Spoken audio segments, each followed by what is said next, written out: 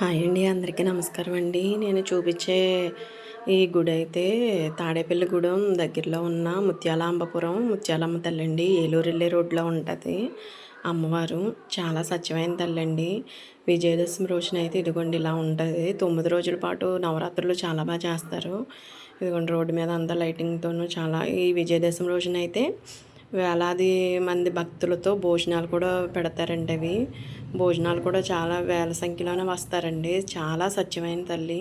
నిడదవోలు కోటసత్తమ్మ తల్లి ఎలాగో ఇక్కడ కూడా సేమ్ అంతేనండి. ఆవిడ ఈ ఏలూరు నుంచి ఈ గుడెం వచ్చిన గుడెం నుంచి ఏలూరు వెళ్ళిన ఎవరైనా సరే ఈ అమ్మవారి గుడి దగ్గర అయితే ఆగి ఆ తల్లికి నమస్కారం చేసుకునే వెళ్తారండి. ఈవిడికి తీర్థం అదే జాతర కూడా చేస్తారండి.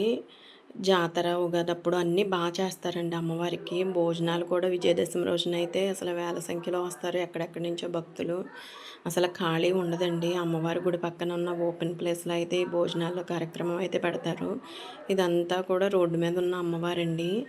లోన కూడా ఈ గుడికి అదిగోండి ఆ చెట్టు వెనక్కి లోనకి పెద్ద గుడి కట్టారండి అమ్మవారిది. అది కూడా చూపిస్తాను మీకు.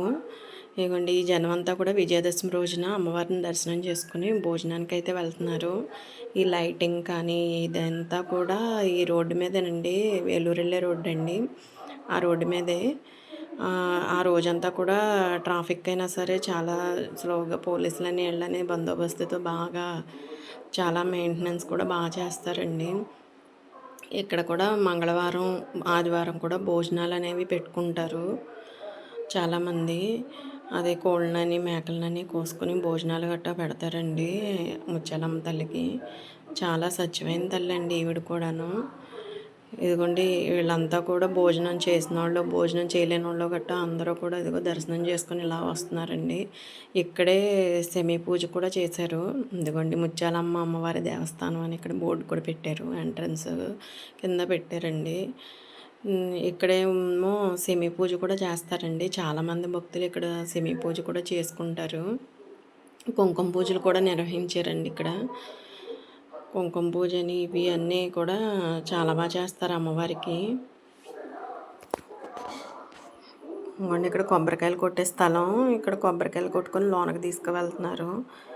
అందరూ కూడాను చక్కగా అమ్మవారి దర్శనం